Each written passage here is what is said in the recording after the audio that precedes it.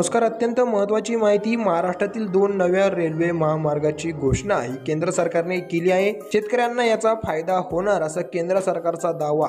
अत्यंत महत्त्वाची माहिती ही समोर आलेली आहे.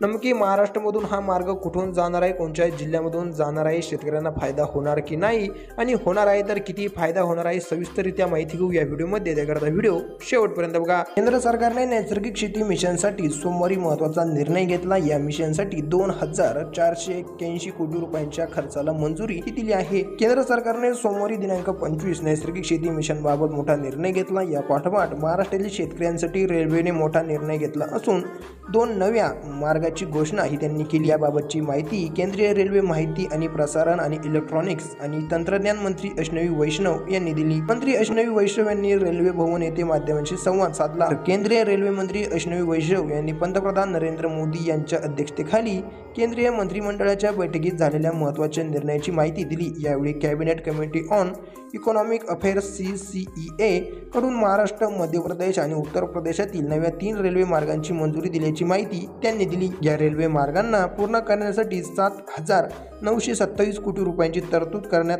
आली असून यातील 2 रेल्वे हे महाराष्ट्रातील असल्याची माहिती त्यांनी दिली. महाराष्ट्रासह 3 राज्यातून हा रेल्वे मार्ग जाणार असून शेतकऱ्यांच्या मालाला एका ठिकाणाहून दुसऱ्या ठिकाणी नेण्यास मदत मिळणार आहे. तर हा प्रकल्प पुढील 4 वर्षात पूर्ण होईल असंही आश्वासन त्यांनी व्यक्त केलं. दरम्यान केंद्र सरकारने मंगळवारी दिनांक 26 तारखेला नैसर्गिक शेती मिशनबाबत निर्णय घेतला. मिशन अंतर्गत पुढील 2 वर्षात नैसर्गिक शेतीचा 15,000 क्लस्टर उभारण्यात येणार असून 2,481 कोटी रुपये मंजूर करण्यात आले आहे. नैसर्गिक शेती मिशनमधून देशातील 1 कोटी शेतकऱ्यांना फायदा होणार असून 7.5 लाख हेक्टर क्षेत्रावर नैसर्गिक शेती केली जाईल असा दावा केंद्र सरकारकडून करण्यात आला आहे. आता आपण पाहू हा महामार्ग महाराष्ट्रातील कोणत्या जिल्ह्यातून जाणार आहे. उत्तर महाराष्ट्रातील धुळे, जळगाव, नंदुरबार, नाशिक जिल्ह्यातील मालेगाव, बागलाण, कळवण, देवळा प्रदेशासह उत्तर प्रदेशाच्या पूर्व कनेक्टिव्हिटी वाढवण्यासाठी जळगाव मनमाड चौथा मार्ग महत्त्वाचा ठरणार असल्याचेही अश्विनी वैष्णव यांनी म्हटले आहे. तसेच या रेल्वे मार्गांना मंजुरी मिळाल्यामुळे या मार्गावरून होणाऱ्या माल वाहतूक आणि प्रवासी वाहतुकीला आता चालना मिळेल.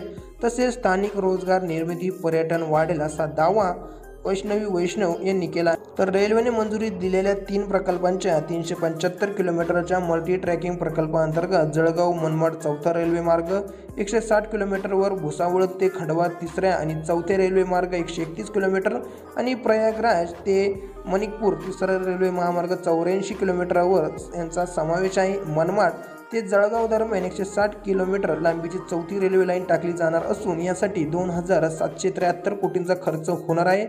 तर भुसावळ ते खंडवा या मार्गावर 131 किलोमीटर लांबीची तिसरी आणि चौथी रेल्वे लाईन टाकली जाणार आहे. या मार्गासाठी 3,574 कोटी रुपयांचा खर्च होणार असल्याची अश्विनी वैष्णव यांनी दिली.